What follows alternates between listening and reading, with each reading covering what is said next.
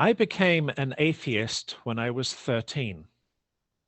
Well, I should say that's when I first identified as an atheist, because that's when I learned that there was a name for what I had already been for some years. By the same token, I would have called myself a Universalist at 17 if only I had heard about Universalism then, rather than waiting another 10 years, but that's a story for another time. Still, being an atheist didn't stop me from singing explicitly Christian music in school choirs. I loved the music, and I didn't let any quibbles with the words get in the way of that. It also didn't stop me from explaining the Shroud of Turin for another student at my high school. He was Catholic and had recently shared with us a documentary about the Shroud, including the discrepancies between the physical evidence suggesting it was from ancient Israel and the carbon dating establishing that it was from the Middle Ages. While I certainly didn't believe in Jesus' resurrection, it was an interesting exercise in physics to calculate what sort of energy would be required to drive beta decay in reverse, turning nitrogen into carbon-14 and explaining the age of the Shroud as 700 years rather than 2000. Not that I knew this at the time, but 18th century Unitarian minister and natural scientist Joseph Priestley had come up with an explanation for resurrection, everyone's resurrection, that is, as in the end of days, by noting that the law of conservation of matter means that every part of every person that ever existed is still around, and in principle, could be put back together to reconstitute each person.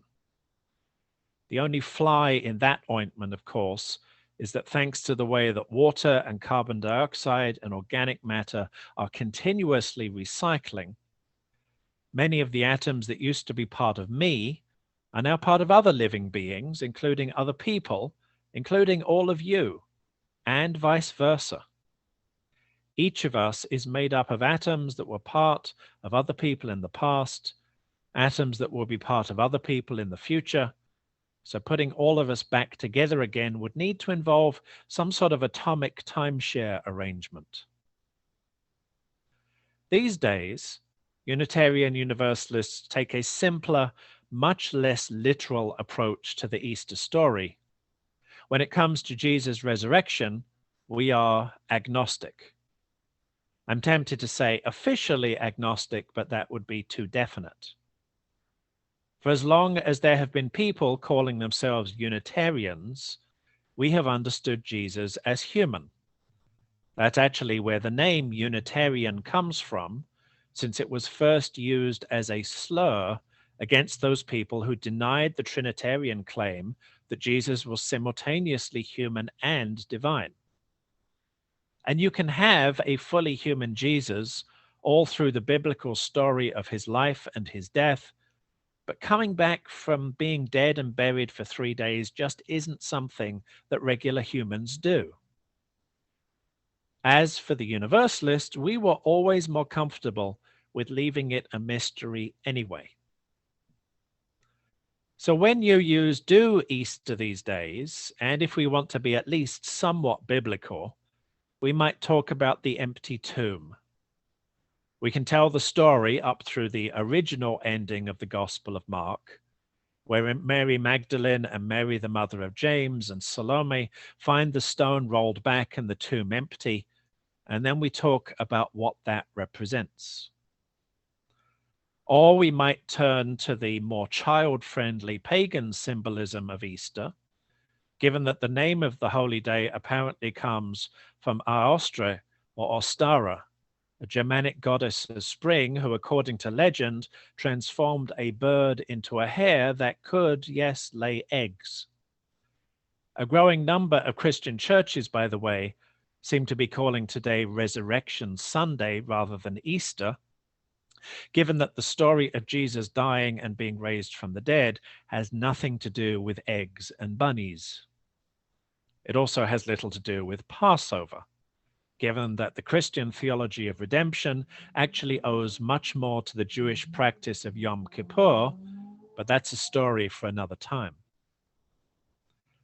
And some years, Easter is late enough in April that UUs can simply give it a nod while happily focusing instead on Earth Day, which is much more up our alley theologically and ethically. I've done all of these and more over the last 10 years, but today I do want to talk about resurrection, because after all we've been through in the last 5 years, after the extended Good Friday that is the coronavirus pandemic, I think we owe it to ourselves. So in the Bible, the Gospels describe various discoveries of the empty tomb, followed by various encounters with the resurrected Jesus. The resurrection itself is not described in the Gospels, and its interpretation owes more to the Apostle Paul, who introduced the idea that Jesus died for our sins in his first letter to the Corinthians. Also, resurrection wasn't a new idea to the early Christian churches, given that the three main Jewish sects had various ideas of life after death already. The Pharisees, for instance, came to believe that a person's soul was immortal and that their body would be recreated at the end of days in order to house that soul.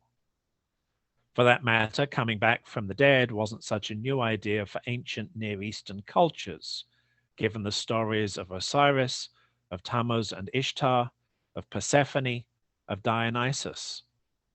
In many of these stories, resurrection was even a regular occurrence, given the way that the world apparently comes back to life each spring. Now, I'm going to set aside what Paul says about Jesus' resurrection.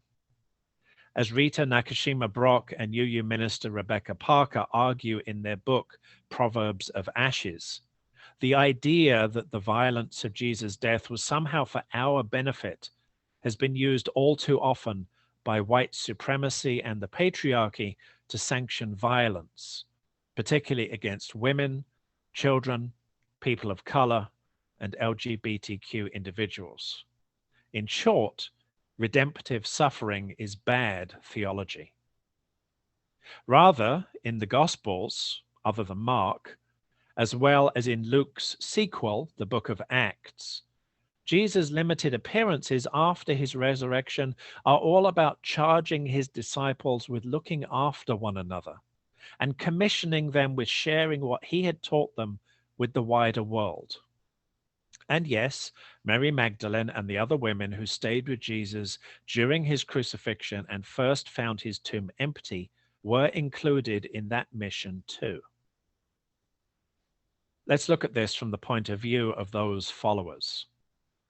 The person that they had come to know and love had been cruelly murdered by a violent empire, and yet that was not the end of the story. Whether or not you believe that Jesus literally came back from the dead, his followers experienced a powerful call to keep strong their community and to keep sharing the vision of a more just, more peaceful, and more loving world.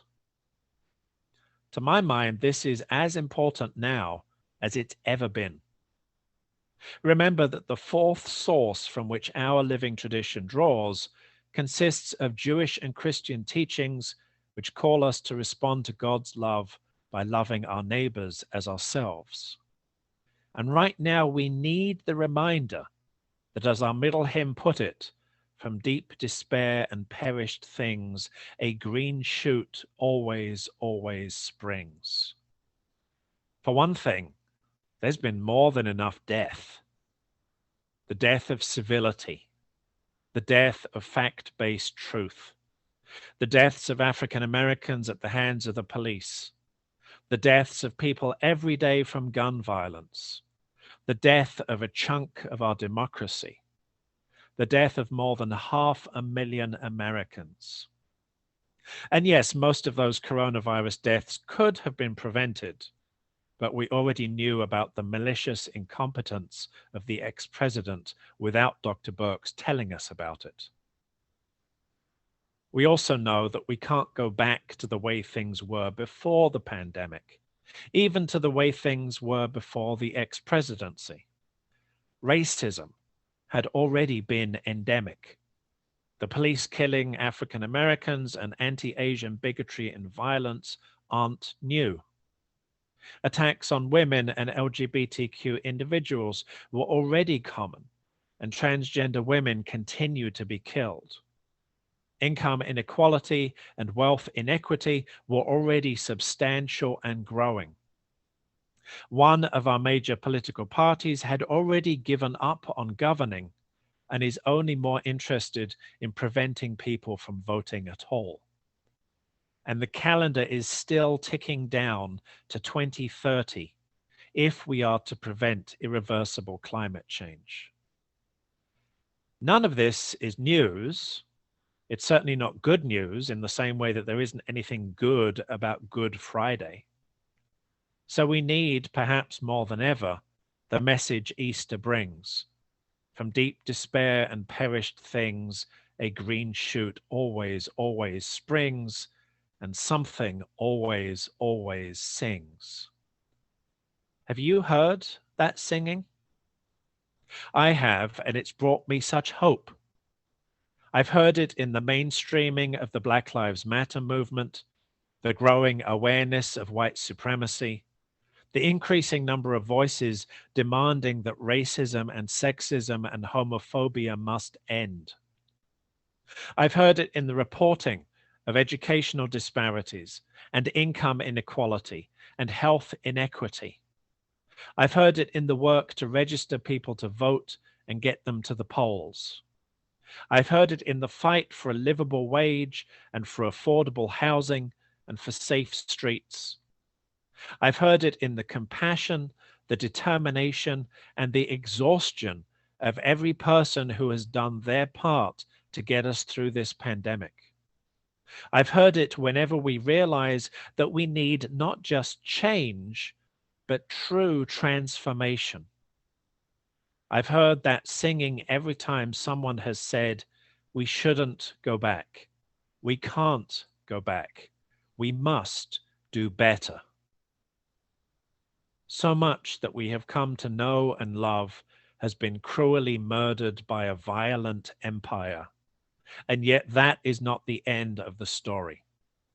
For we are experiencing a powerful call to keep strong our communities and to keep sharing the vision of a more just, more peaceful, and more loving world. However you understand the story of Easter for yourself, the moral of the story is that empire will not win.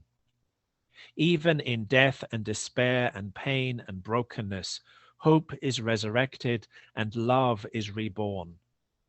Tell this to yourself and share it with everyone you meet. Empire will not win. I want to share with you another poem that Lynn Unger wrote. This poem she wrote a little over a year ago, just after the start of the pandemic, when truly none of us knew what was to come. Here's her poem. Imagine with me for a moment, don't worry, I'm not saying it's real. Imagine, if you can, that there has been not a calamity, but a great awakening. Pretend, just for a moment, that we all so loved our threatened Earth that we stopped going on cruises, limited international flights, worked on cherishing the places where we already are. We have the revelation that everyone needs health care, sick leave, steady work. It occurs to us that healthcare workers are heroes, also teachers, not to mention the artists of all kinds who teach us resilience and joy. Imagine, if you will, that we turn to our neighbors in mutual aid, trading eggs for milk, checking in on those who are elderly or alone. Imagine that each of us felt suddenly called to wonder, in this moment, what does the world need from me? What are my gifts? Yes, I know it's just a fantasy. The world could never change so radically overnight. But imagine. Of course, there has been a calamity. a slow-moving calamity that is still happening. I believe there's also been a great awakening, certainly not overnight and not by everybody, but we are waking up to the urgent need to cherish the earth and to honor one another, to thank the true heroes and to support one another. I don't think this is something we need to imagine at all, because we can see and hear and feel it happening. And that's why empire will not win.